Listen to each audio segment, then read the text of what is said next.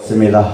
우리는 하나님께 부름받은 자로서 복음을 전하는 사명을 가지고 우리가 지금 살아가고 있습니다. 아멘. 십자가를 부끄러워할 것이 아니라 예수님을 부끄럽게, 이름을 부끄럽게 할 것이 아니라 담대하게 복음을 전할 수 있는 저와 여러분들이 되시기를 예수님의 이름으로 축원합니다. 아멘. 오늘 제가 말씀을 준비한 것에서 조금 먼저 소두에 말씀드리면 율법과 성령의 법, 은혜에 대해서 조금 오해가 될 수 있는데, 저는 항상 이 말씀을 준비할 때 성령 안에서 우리는 행해야 된다는 것을 저는 항상 염두에 두고 말씀을 준비합니다. 그렇죠? 우리 교회에 많은 신자들이 있죠. 교회 안에는 신자가 있고 성도가 있습니다.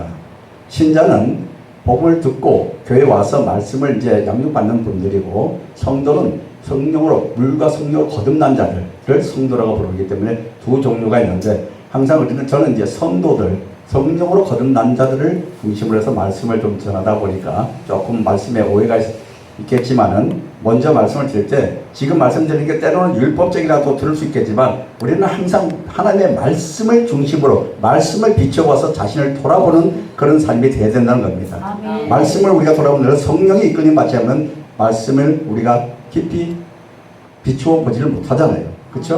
아멘.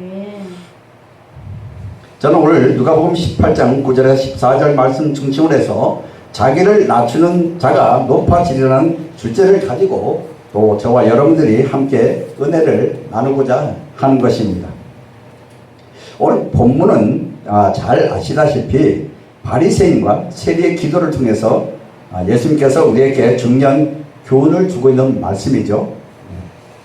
예수님께서 들으신 이 비유는 단순히 당시 사람들의 기도 방식에 대한 이야기가 아닙니다. 이 비유가 우리가 하나님 앞에서 어떤 마음가짐을 가져야 하는지, 그리고 어떤 태도가 하나님께서 기뻐하시는 것인지 가르쳐 주고 있는 것입니다. 우리가 사람은 자기 자신을 한 번쯤 돌아보고 자신이 어떤 사람인지 평가해 보는 것이 좋습니다. 아멘. 그런데 이것을 어떤 육신의 생각으로 자신을 돌아보는 것이 아니라 하나님의 말씀에 비추어 봐서 자기 상태가 지금 어떤 상태인 것을 항상 자기 자신을 돌아봐야 된다고 저는 그렇게 봅니다. 아멘. 저는 때로는 신앙적으로 이렇게 상담하면서 서로 이렇게 얘기를 하면서 제가 늘 말씀하고 있는 것이, 항상 우리는 자신을 돌아봐야 된다. 아멘. 물론 세상 사람들도 자신을 돌아보죠. 항상 돌아보지만 우리는 항상 무엇을 하든지 예수 안에서라면 성령 안에서, 말씀 안에서, 말씀을 비춰서 자신을 항상 돌아봐야 된다. 저는 그렇게 말씀을 드리는 겁니다. 아멘. 사람이 행복이나 불행이 환경에 의한 것이 아니면서 감사와 원망 조건이 잘 살고 못 사는 곳에 있는 것이 아닙니다. 또한 성공과 실패 혹은 건강하고 병들고 하는 것에 좌우되는 것도 아닙니다.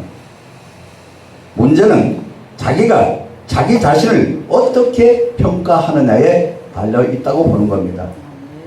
왜냐? 자기 자신을 돌아보고, 우리가 행복이라는 것은 멀리 있는 것입니까? 행복은 멀리 있는 것이 아니잖아요. 자기 안에 있는 겁니다. 자기가 어떤 생각을 갖느냐에 따라서 행복이 멀리도 있고 가까이도 있고 할 수 있는 겁니다. 그것이 즉 항상 자기 자신을 돌아봐야 된다는 겁니다. 아멘. 그것이 말씀에 비추어서, 하나님의 말씀에 비추어서 내가 지금 내 심령이 어떠한 상태에 있는가. 우리가 예전에 우리가 성령 안에 있지 않을 때, 예수 그리스도 밖에 있을 때는 모든 것이 내 주관, 내 생각, 그리고 사소한 것에 얽매이게 되고, 조금만 고난이 닥쳐도 원망 불평을 하게 되고 그렇잖아요. 그죠? 그렇지만 말씀에 비추어서 볼 때, 이 말씀에 항상 우리가 어떤 고난을 당했을 때도 말씀에서는 고난은 유익이다. 아멘. 그런 말씀이 있잖아요. 그러면 그런 말씀이 내 안에 들어와서 심령 속에서 움직일 때 어떤 고난과 환난을 닥친다 할지라도 이겨낼 수 있다는 겁니다. 아멘. 예수 성경에 있잖아요. 대전고 5장 18절에 항상 기뻐하라. 이게 하나님의 뜻이라고 그랬어요. 그러면 그런 말씀이 우리 안에서 성령께서 우리 안에서 그 말씀을 비춰줄 때 우리는 어떤 환경이 온다 할지라도 그것을 타파하고 이겨나갈 수 있다는 겁니다. 이것이 불행인가 행복인 것은 항상 자기 자신에 있기 때문에 제가 말씀드리는 것은 항상 우리는 성경에 비춰서 말씀에 비춰서 성령께서 내 안에 조명해 주신 대로 내 그 환경에서 이겨나갈 수 있는 그런 자가 될 때 우리는 승리할 수 있기 때문에 항상 자신을 돌아봐야 된다. 아멘. 그렇게 할 때 또 자기 자신을 낮춰야 되는 거예요. 아멘. 낮춰야 되는 거예요. 우리가 이제 세상 많이 이제 주변에 살다 보면 뭐 내 주먹을 믿으라 하고 자신을 높이는 사람들이 많이 있잖아요. 예를 들어서 뭐 재산이 많다든지 아니면 권력을 가졌다든지 이런 사람들을 보면 항상 보면 자신들을 높이고 있어요. 우쭐대고 있어요. 그리고 우쭐대는 반면에 어떻게 하는가? 상대방을 뭉갠다는 거죠. 속된 말로 깔아뭉갠다. 자기가 가장 높은 위치에 있고 항상 상대를 낮은 자세로 본다는 것이죠. 이런 자들은 바로 교만한 자잖아요. 그죠? 네. 오늘 말씀은 그런 자들에 대해서 우리가 어떤 자신을 어떻게 봐야 되는가 하는 것을 말씀을 드리고자 하는 겁니다. 그래서 자기 자신의 평가 기준에 따라서 행복도 불행도 감사도 원망도 결정되어지는 것입니다. 우리가 이제 드라마 사극을 보면 그런 게 나오잖아요. 예전에 그 사극 드라마 보면 보편적 위에 사람한테 갈 때 항상 자신을 어떻게 소개하죠? 소인은 그렇게 하잖아요. 그죠? 이것이 바로 우리 그 선조들은 그런 예법이 있었다는 거죠. 그것은 자기 자신을 낮추는 겁니다.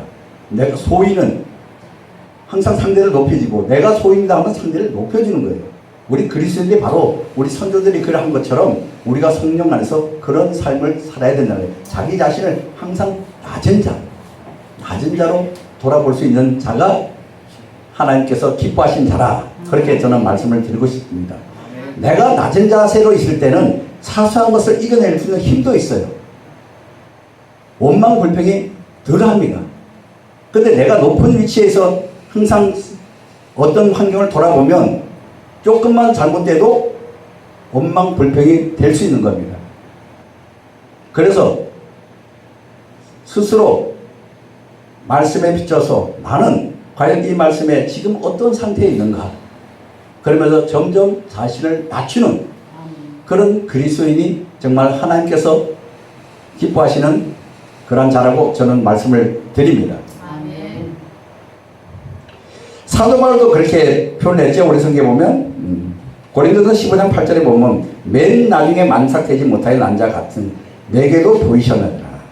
사도 바울은 자기를 작은 자 그리고 항상 모든 사람들보다 자신을 더 작은 자로 여겼고 자신을 죄인의 괴수라 이렇게 그는 다메섹 도상에서 예수님을 만나기 전에는 물론 완전한 율법주의자로서 예수님을 믿는 자들을 핍박하고 잡아서 감옥에 넣고 그때도 다메섹 도상으로 예수 추종자들을 잡으러 가는 중에 환상으로 예수님을 만났잖아요. 그리고 180도 삶이 변했습니다.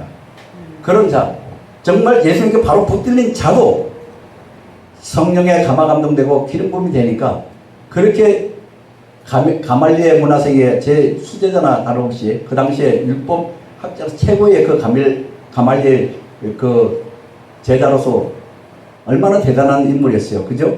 그런데도 그 자신을 자기 동족들 앞에서 자기는 죄인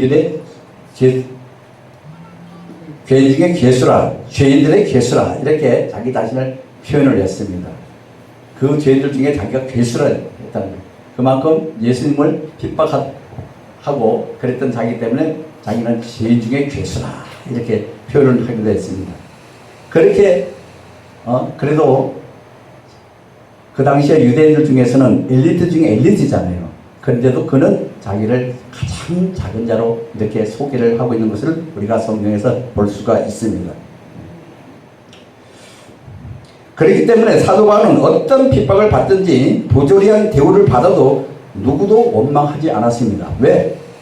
자기를 가장 낮은 자로 봤기 때문에 낮은 자는 핍박을 받는 것도 감내할 수 있어야 되기 때문에 높은 자로 여길 때는 핍박이 오면은 거기에 대해서 대항을 하고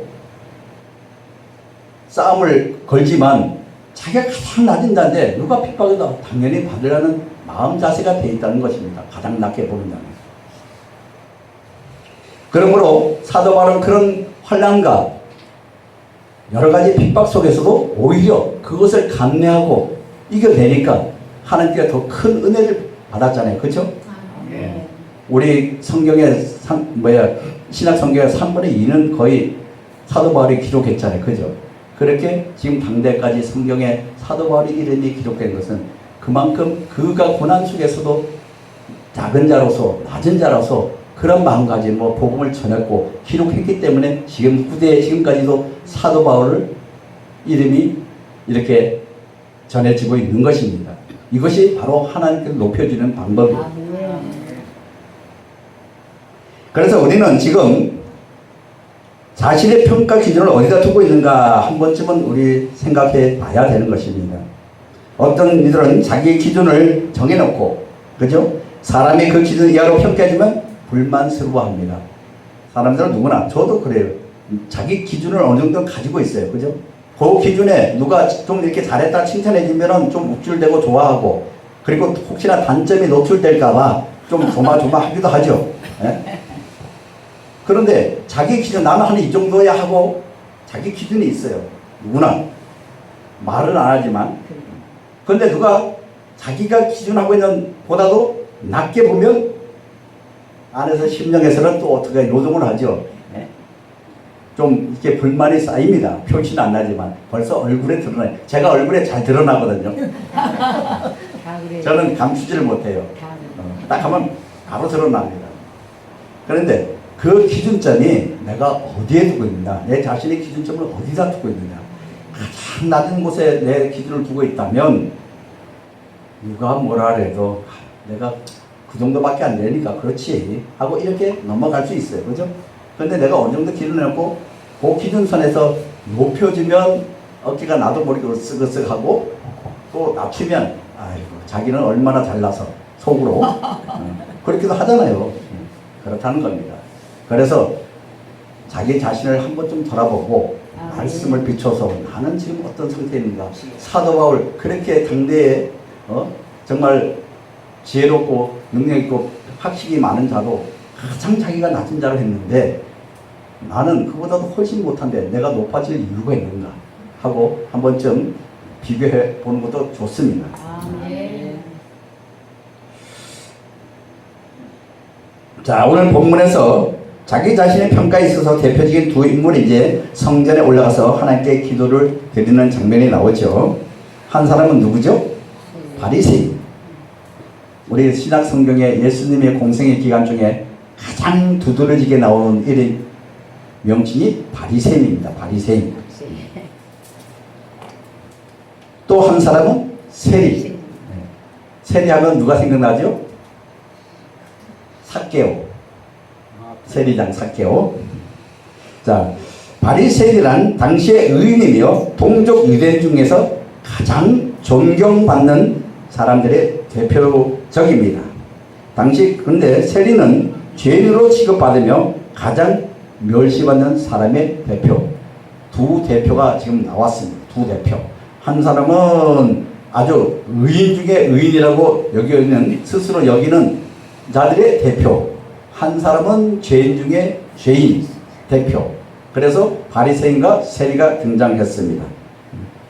세리는 죄인으로 취급받으며 가장 멸시받는 사람인데 그들이 가난하거나 병들어서 멸시받는 것이 아니라 도덕적으로, 종교적으로, 민족적으로, 사회적 지위로 가장 낮고 천하게 평가받는 사람들입니다.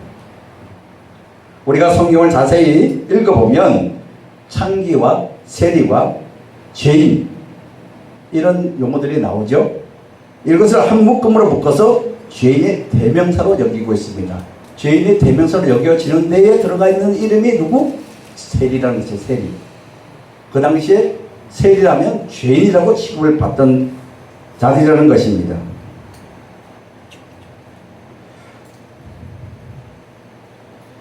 그렇기 때문에 그들은 동족들한테 어떤 궁이람도 받지를 못했어요. 근데 한편 바리새라는 말은 제가 찾아보니까 원래 헬라어 말로 파리사이오스 곧 구별한다는 뜻으로 특별히 하나님을 구별되게 섬긴다고 하여서 바리새 당이 조직됐습니다. 우리나라도 당이 많이 있죠. 가장 대표적인 당이 국민의힘과 더불어민주당, 참으로 많이 싸우고 있습니다. 진짜 뉴스 볼 때마다 끄고 싶은 그런 심정이죠. 그래 바리새 당이 조직되었어요. 이 당의 당원이 되기는 매우 어려우며 또 당원이 되어서 그 길을 따라 살기도 무척 어렵다고 합니다.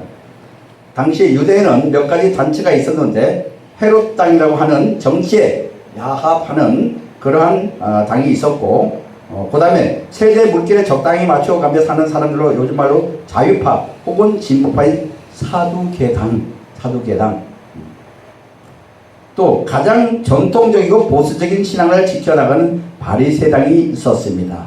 오늘 가장 전통적 유대인들의 가장 전통이라고 하는 그 바리새당의 한 인물이 나와서 오늘 기도하는 장면을 연출하고 있는 것입니다. 그 중에 바리새당은 가장 높이 존경받으며 유대의 전통적인 어려운 종교 의식을 전문적으로 이행하는 사람들을 일컫는 말입니다. 어떻게 한다고요? 우리 성경에 보면 나오죠? 긴 옷을 입고 거리에 서서 기도하고 구제하고 천천히 걷고 말도 함부로 하지 않고 아무 집에나 들어가지 않고 음식도 아무 것이나 먹지 않는 아주 전형적인 거룩한 생활의 표본으로 하는 사람들이다. 이 말씀 준비하다 이 바리새인들의 이 행동가짐을 보고 어떠냐, 우리나라 옛날에 양반들도 그렇잖아요. 그죠? 양반들도 걷는 폼부터 벌써 틀려. 그냥 팔자가름 드르륵 하면서 부채 탁 이러면서, 그죠? 그렇듯이 바리새당이 아마 그런 것 같아요. 유대인들 중에. 구약 성경에서 속죄에 대해만 금식을 하라고 엄격하게 명령하고 있는데 이 바리새인들은 좀 더 잘난 체 하느라고 월요일과 목요일 일주일에 이틀씩 금식을 더 했다는 겁니다. 금식을 더 많이 하면 사람들에게 더 잘 돋보이려고, 더 거룩하게 보이려고, 그렇게 구약 성경의 금식을 하게 된 것에 더 붙여서 일주일에 2번씩 그렇게 금식을 했다고 합니다. 그리고 11조도 바치고 깨끗하고 이롭게 살면서 미시나에 가르치는 전통 종교 의식을 따라 살아가는 나무랄 데 없는 거룩한 사람들입니다. 그들이 사실상 그렇게 그 당시에 유대인들 중에 깨끗하다고 그렇게 평을 많이 받았다고 합니다.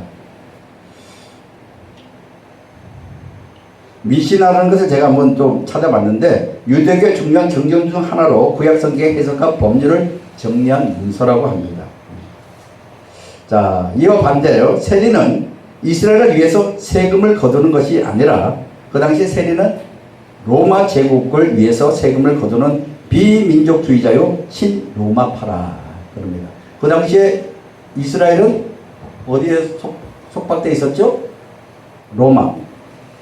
예수님의 그 당시에도 로마에 속해 있어가지고 결국은 로마 병정들로 인해 가지고 십자가에 처형당하셨잖아요, 그죠? 그렇듯이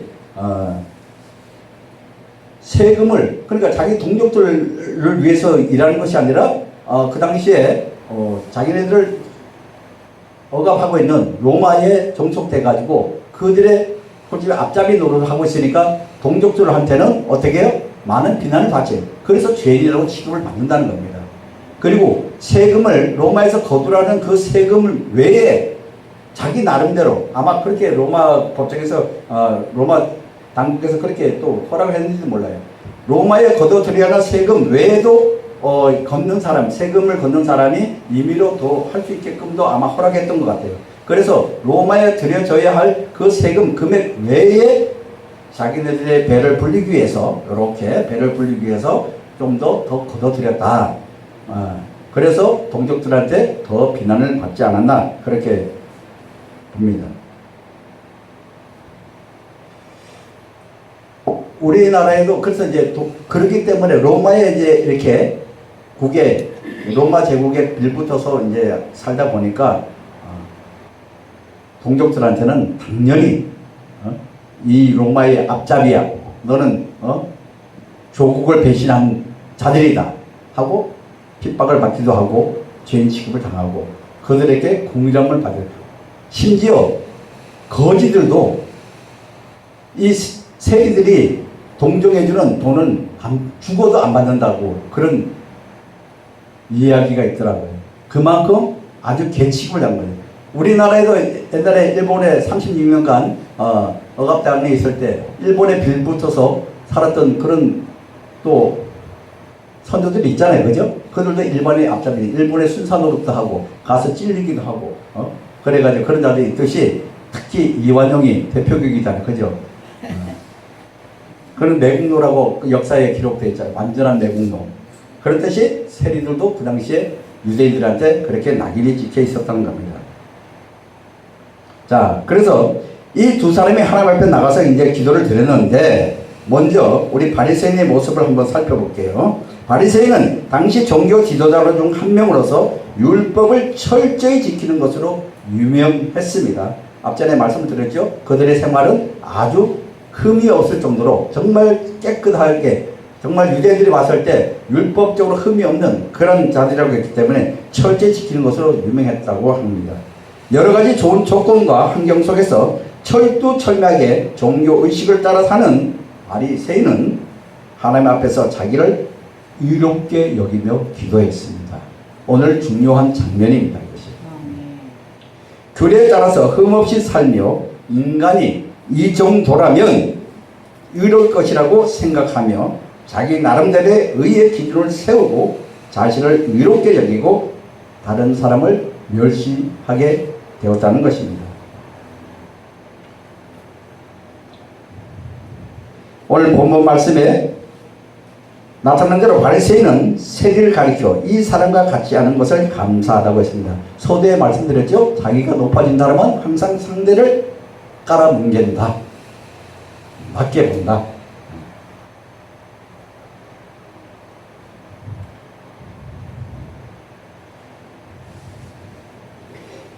그는 성전에서 기도하면서 자신이 얼마나 의로운지 자랑을 하고 누가 뭐 오늘 본문 말씀에 11절 11 잘 나와 있죠. 하나님이여 나는 다른 사람들 곧 토색, 불의, 간음을 하는 자들과 같지 아니하고 이 세리와도 같지 아니함을 감사하나이다. 나는 일회에 2번씩 금식하고 또 소득의 11조를 드리나이다. 이것이 얼마나 교만한 기도 내용입니까? 감히 하나님 앞에 자신이 의롭다고 이렇게 기도를 했다고 기록되어 있습니다. 그의 기도는 겉으로는 감사의 기도처럼 보이지만 실제로 자신이 의로움을 자랑하며 다른 사람을 비판하는 그러한 내용입니다. 그렇죠? 그러나 하나님은 이 감사 기도를 들었을까요? 듣지 않았을까요? 하나님은 이런 바리새인의 기도, 그가 아무리 행실을 옳게 한다 할지라도 이런 기도는 하나님께서는 감사 기도로 받지 않습니다. 그 기도는 진심으로 하나님께 드리는 기도가 아니라 사람 앞에 서서 자기를 자랑하고 있었던 것입니다. 자기 자랑하는 것은 예수님께서 산상수에서 말씀하셨죠. 우리가 흔히 오른손에 한 것을 왼손을 모르게 하라고 하셨듯이 자기 자랑하는 것은 하나님께서는 기뻐하지 않습니다. 여기서 자기가 자랑해서 사람들한테 대우를 받으면 이미 상급을 이 땅에서 다 받았기 때문에 하늘의 상급은 없다고까지 하십니다. 그래서 우리는 무엇을 선행을 했다 할지라도 스스로 자랑하는 그런 삶을 살지 않기를 말씀드리겠습니다. 남이 알아주면은 그냥 고개 끄덕끄덕 이렇게 할 수밖에 없지만 스스로 내가 이렇게 했다 저렇게 했다 자랑해서는 안 된다는 것입니다. 오늘 바리새인의 기도가 바로 그런 내용입니다. 그런 내용은 하나님께서 받지 않으신다.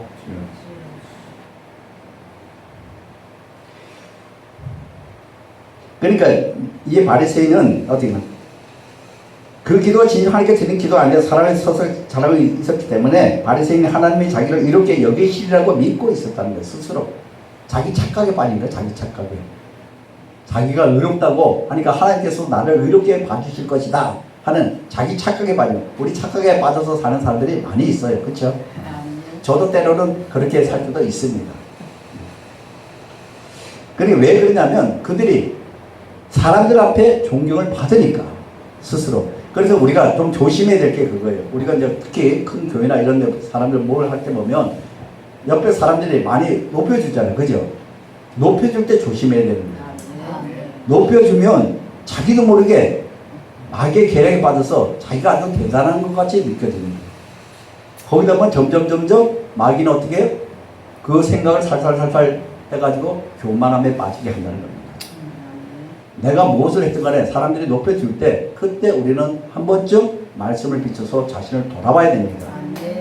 물론 자기가 하는 것이 옳고 잘한다 할지라도 남이 칭찬한다 해줄지라도 그것은 자기가 받아서는 안 되죠. 우리는 그리스도인들은 하나님께 영광을 돌려야 될 줄 믿습니다. 아멘. 모든 것이 이것은 내가 하는 것이 아니요 하나님께서 나에게 이런 재능을 주셔서 하나님께서 받아야 할 그런 영광이지 제가 받을 것이 아닙니다.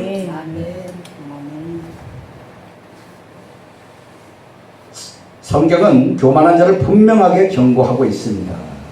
잠언 16장 18절 너무나 잘 아시는 말씀일 텐데 교만은 패망의 선봉이요 거만한 마음은 넘어짐의 앞잡이니라 이렇게 말씀을 하고 있습니다. 그래서 바리새인의 기도는 하나님께서 기뻐하시는 기도가 아니라 오히려 하나님의 심판을 자초하는 기도였다는 것입니다. 자, 그럼 두 번째, 이와 대조적으로 세리의 기도를 살펴보면 세리는 서두에서 우리가 말씀드렸듯이 당시 사회에서 죄인으로 여겨졌습니다. 그는 로마 제국 위에서 세금을 걷는 일을 했고 종종 부당하게 세금을 더 받아 자신을 부유하게 했습니다. 속된 말로 우리 뭐라죠? 삥땅. 걷어들여야 할 돈. 예를 들어서 10만 원을 걷어들여서 로마 대국에 바쳐야 되는데 거기다 플러스 알파 해가지고 5만 원은 삥땅을 딱 치갖고 자기 배를 불려댔다. 그래서 더 동족들한테 욕을 얻어먹었다고 봅니다. 따라서 세리는 일반적으로 부정적한 사람으로 이제 간주되는데 그러나 세리는 기도할 때 어떻게 했어요? 자신이 죄인임을 인정하며 하나님 앞에 나갔습니다. 그는 멀리 서서 감히 눈을 들어서 하늘을 쳐다보지도 못하고 가슴을 치면서 오늘 본문 말씀 13절에 보면 하나님이여 불쌍히 여기소서 나는 죄인이로소이다 라고 기도했습니다. 세리의 기도는 진정한 회개의 기도였다고 보는 것입니다. 그는 자신의 죄를 깊이 깨닫고 하나님 앞에서 자신을 낮추었습니다. 하나님 앞에는 우리는 높일 자가 아무도 없습니다. 내가 이 땅에서 정말 높은 자리에 있다 할지라도 하나님 앞에서는 항상 나는 낮은 자세입니다. 우리가 하나님 앞에 내가 의인이라고 하나님께서 여겨주시는 거지 우리가 하나님 인데서 성령으로 거듭나서 우리가 당당하게 의인이 된 것은 아닙니다. 분명히 저는 그렇게 말씀을 드리고 있는데 우리는 하나님 앞에서는 항상 스스로 죄인이라고 고백을 해야 될 줄 믿습니다. 우리는 죄를 질 수밖에 없어요. 성령께서 우리 안에 오셔서 의롭게 여겨주셔서 하나님께서 우리를 의롭게 여겨주실 뿐이지 그렇다고 해서 내가 성도에서 당당하게 내 의인이 됐다고 자부해서는 안 된다는 것입니다. 우리는 하나님 앞에서는 항상 낮은 자세로 나는 죄인으로다. 죄를 질 수밖에 없잖아요. 아무리 거룩한 자 있습니까? 우리는 인간은 온전한 자가 없다고 하셨어요. 마음으로 생각으로 언제든지 범죄할 수 있습니다. 사람들이 보기에 겉으로는 거룩한 척하고 저분은 정말 신앙이 좋아 믿음이 좋아하고 이렇게 여김을 받을지라도 그가 사람들이 보지 않는 어느 곳에서 하나님이 보시는 중심을 보시는데 어느 곳에서 어떤 죄를 범했는지 알 수가 없다는 겁니다. 우리는 어차피 제약된 세상 속에 살아가기 때문에 생각으로 눈으로 보는 것부터 마음으로 푸는 것까지 우리는 죄를 질 수밖에 없다는 거예요. 예수님께서 그렇게 말씀하시잖아요. 특히 남자들 여자를 보고 음욕을 품는 자마다 이미 가늠했느니라. 마음으로 그런 생각만 품어도 이미 죄를 범했잖아요. 그래서 우리는 절대 하나님 앞에서 의인이 될 수 없는 겁니다. 항상 나는 죄인이다 고백하고 그럴 때 하나님께서 의롭게 여겨주실 뿐입니다.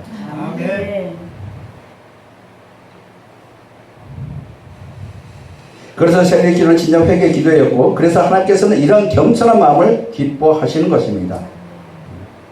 하나님은 교만한 자를 물리치시고 겸손한 자에게 은혜를 주신다. 야고보서 4장 6절에도 기록하고 있습니다. 또한 곧 나를 위하여 내 허물을 도말을 한 자니 내 죄를 기억하지 아니하리라. 이사야서 43장 25절에도 그렇게 말씀하고 있습니다. 그러니까 우리가 이 세상 살아가면서 죄를 칠 수밖에 없는 그런 환경 속에 살아가기 때문에 우리는 죄를 칠 수밖에 없습니다. 하지만 내 안에 계신 성령께서 그때마다 찍어주시죠? 꼬집어 주시죠? 사람들을 보지 않는 곳에서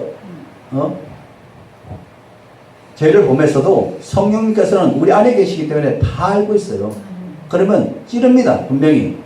찌르면 회개하지 않고 견딜 수 있나요? 회개를 해야 됩니다. 회개하기만 잠을 잘 수 없어요. 그 정도로 계속. 저 사실은 이 목사를 안 하려고 진짜 많이 도망 다녔습니다. 그런데 한 번 딱 하는데 잠을 재우지 않고 계속 이 마음 안에서 요동을 하는 바람에 두 손 두 발, 나중에 어떤 비유를 주셔서 거기서 제가 깨지고 말았습니다. 그래서 이제 뒤늦게 이제 두 손 두 발 들고 천부에 의지 없어서 손 들고 옵니다 하고 참으로 많이 통곡하고 울었는데, 그래도 인간인지라 온전히 순종하지 못하고 불순종을 많이 하다가 늦게 또 이렇게 이 자리에 서게 됐습니다. 그래서 저는 늘 항상 회개하는 마음으로 주님 앞에 나옵니다. 제 찬양을 들어보면 아시잖아요. 그죠? 제 고백은 거의 회개 찬양입니다. 자, 세 번째. 그렇다면 자기를 낮춘 자의 축복은 무엇인가? 예수님께서는 이 비유를 통해서 중요한 결론을 내리시는데, 누가복음 18장 오늘 본문 14절에 내가 너희에게 이르노니 이 사람이 저 바리새인이 아니라 의롭다 하심을 받고 그의 집으로 내려갔느니라. 세리를 말하는 거죠.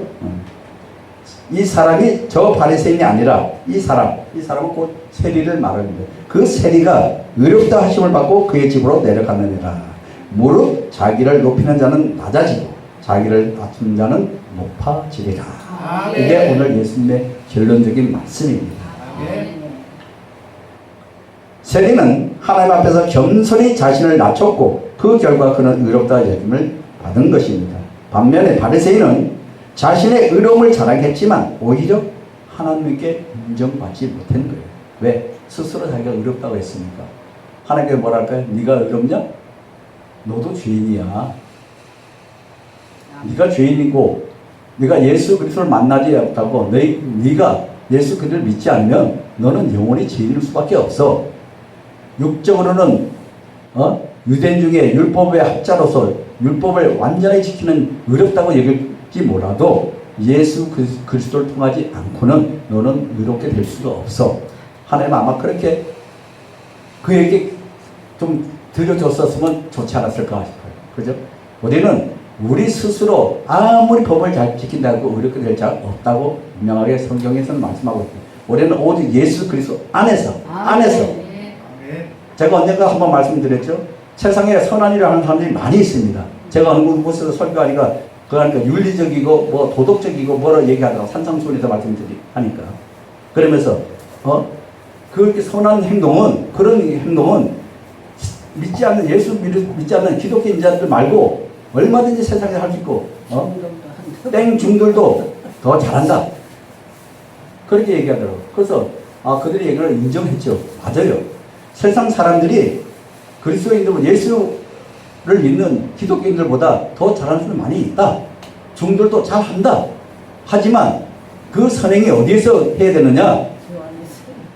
오직 예수 그리스도 안에서 선행을 해야 된다는 겁니다. 예수님의 말씀에 내가 길이요 진리요 생명이니 오직 예수 안에서 우리가 해야만이 우리가 하나님께로 갈 수 있는 길이 있는 것이고, 그리고 예수님께서 하신 말씀 곧 하나님이 그 말씀이 하시는 말씀이 진리라는 겁니다. 그 말씀을 믿고 우리가 행할 때 우리는 영원한 생명을 얻을 수 있는 겁니다. 그것이 내가 길이요 진리요 생명이라는 말씀입니다. 우리가 이 땅에서 하는 모든 것들이 다 예수 그리스도 안에서 이루어져야 된다는 것입니다. 자, 오늘 이 비유는 우리에게 매우 중요한 영적 원리를 가르쳐주고 있는데, 하나님 앞에서 자신을 낮춘 자는 하나님의 은혜를 받지만 교만한 자는 하나님께로부터 벌어지게 되어 있습니다. 성령 안에서 우리가 이끌림 받지 않으면, 성령 안에서 우리가 인도함을 받지 못하면 사단은 계속 우리 생각 속에 우리 생각을 계속 세상적으로 끌고 갑니다. 저는 이제 주로 그런 얘기를 많이 하는데, 우리 사람은 영적인 동물이기 때문에 영의 지배를 받는다. 제가 언젠가도 그런 말씀을 한번 드린 적이 있는 것 같은데, 영의 지배를 받는다. 쉽게 말하면 우리 몸에 육체가 있고 우리의 지성, 혼, 지정의가 있는데, 그 지정의는 쉽게 말하고 핸드폰에 안에 들어가는 앱이나 마찬가지예요. 이 앱이 들어있지만 외부에서 전파가 들어오면 동작합니까? 안 합니까? 안 하죠? 요 안에 자체적으로는 할 수 있지만, 그렇듯이 외부에서 신호가 들어오면 따라락 하고 울리죠? 마찬가지 우리 사람도 성령, 하나님의 영, 마귀의 영, 둘 중에 어디에 속해서 내가 이 땅에서 살아가고 있는가, 그것도 우리가 한 번쯤은 알아두는 것이 필요하다고 봅니다. 그래서 우리가 성령 안에서, 우리가 말씀과 성령 안에서 우리가 행하지 않으면 순간순간에 우리 생각 속에는 마귀는 우리를 세상적으로 끌고 가려고 하나님께 나가지 못하게 방해하고 있다는 겁니다. 그래서 베드로전서 나왔잖아요. 그죠? 마귀가 우는 사도같이 삼킬을 찾고 있다. 항상 우리는 영적 싸움을 해야 되는 겁니다.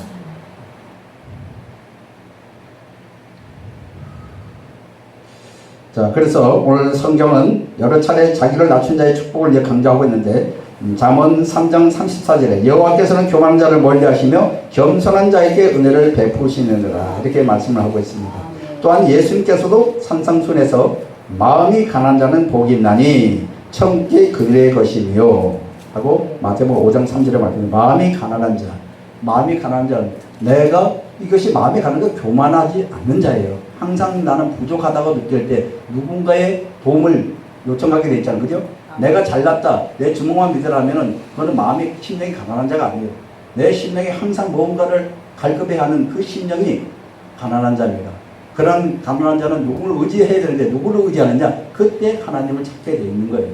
그래서 인간은 본능적으로 뭐가 부유하고 하게 되면 하나님을 찾지 않아요. 그죠? 저는 그렇게 생각합니다. 하나님께서 우리를 지으시고 우리 안에, 비록 우리가 아담이 하나님의 명령을 어김으로 죄가 들어왔고 우리는 영원한 죽을 수밖에 없는 죄이지만, 하나님께서 우리 보이지 않는 곳에 하나님을 찾게끔 하는 그런 칩을 넣어놓은 걸 한 번쯤 이렇게 생각해 봅니다. 그 칩. 그렇게 할 때 우리가 한번 보자고요. 세계 어느 민족이든 간에 다 신을 섬기고 있잖아요. 그죠?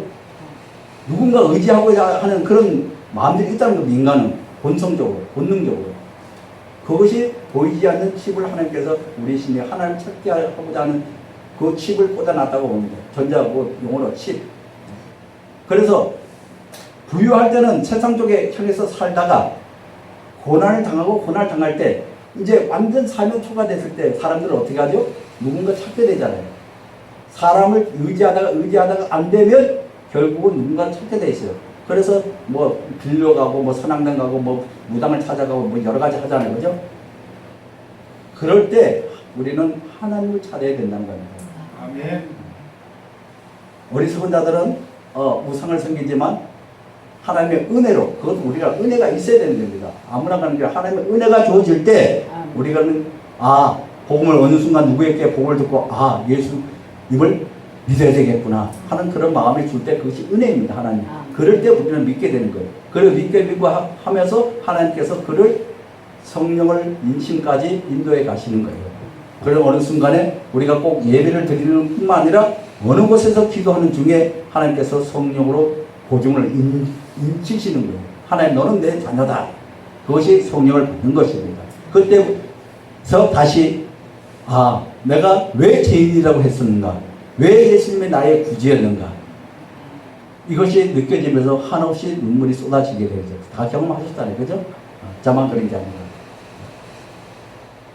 자, 그렇다면 우리는 이 말씀을 어떻게 우리 삶에 이제 적용해야 될까?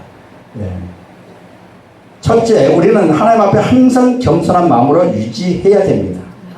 우리의 선행이나 의로움이 우리를 구원하는 것이 아니라 오직 하나님의 은혜가 우리를 구원하는 것입니다. 따라서 우리는 언제나 자신을 낮추고 하나님의 은혜를 간구하는 마음을 가져야 합니다. 에베소서 2장 8절로 9절에 오직 주의 은혜로 우리가 구원받았으니 자랑할 것이 없느니라. 이 말씀을 우리는 기억해야 됩니다. 자, 둘째, 우리는 다른 사람을 판단하거나 멸시하지 말아야 합니다. 교만한 자는 남을 판단하고 정죄하고 업신여기지만 겸손한 자는 그렇게 하지 않죠. 겸손한 자가 낮은 자라는 것입니다. 낮은 자. 자, 그래서 바리새인은 자신의 이름을 자랑하고 다른 사람을 멸시했죠. 그러나 우리는 모든 사람을 하나님의 사랑으로 대하며 자신도 하나님의 은혜 없이는 살아갈 수 없는 죄인임을 기억해야 한다는 것입니다. 아멘. 그리고 우리가 남을 함부로 판단하지 말아야 될 것은 아멘. 어느 누가 지금 하나님의 자녀로 성령께서 그 안에서 어떤 것을 할지 모르기 때문에 우리는 다 하나님의 자녀잖아요. 그죠? 아멘. 그래서 우리는 함부로 판단해서는 안 된다는 겁니다. 아멘. 겉으로 보이는 것에서 우리는 쉽게 판단하는데 판단하죠. 그 안에 주님이 어떻게 역사할지 모르기 때문에 그가 지금 하는 행동이 지금 우리 육안의 눈으로 봤을 때는 조금 잘못된 것 같았어도 그 안에 성령께서 어떻게 그를 또 인도하시려고 하는지 모르기 때문에 우리는 쉽게 함부로 판단해서는 안 된다는 겁니다. 마태복음 7장 1절부터 잘 나와 있잖아요. 그죠? 남을 비판하지 말라. 그 비판을 내가 비판받는다. 자, 그 나와 있습니다. 마태복음 7장에 비판을 받지 아니하거든 비판하지 말라고 하신 주님의 말씀을 우리는 마음에 새기고 항상 서로를 존중하고 그 사랑하는 마음으로 가져야 됩니다. 아멘. 때로는 우리는 육신적으로 형제들이 있죠. 지금 우리는 성령으로 거듭난 사람들은 육신보다도 더 크신 하나님의 영으로 우리는 형제 자매로 묶여져 있습니다. 아멘. 그래서 육신의 형제 자매보다 어찌 보면 더 사랑해야 될 대상이라고 그렇게 말씀을 드리고 싶습니다. 아멘. 자, 셋째, 우리는 날마다 회개의 삶을 살아야 합니다. 세리처럼 자신의 죄를 인정하고 하나님 앞에 나가 회개하는 삶을 살아야 합니다. 우리의 죄를 고백하고 하나님의 용서를 구할 때 하나님은 우리를 새롭게 하시고 이롭다 여겨 주실 것입니다. 요한일서 1장 9절에도 우리가 우리 죄를 자백하면 그는 미쁘시고 의로우사 우리 죄를 사하시며 모든 불의에서 우리를 깨끗하게 하실 것이요 라는 이 약속을 붙잡고 날마다 회개의 기도를 드리는 저와 여러분이 되시기를 축원드립니다.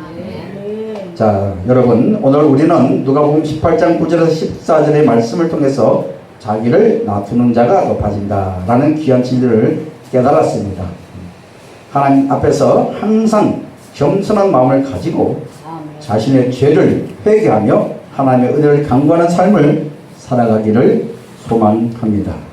그렇게 하면 주님께서 우리를 높여주시고 은혜와 축복으로 인도해 주실 것을 믿습니다. 오늘 이 말씀을 통해서 오늘도 하나님께서 우리 각자의 마음에 역사하시기를 간절히 기도합니다. 아멘.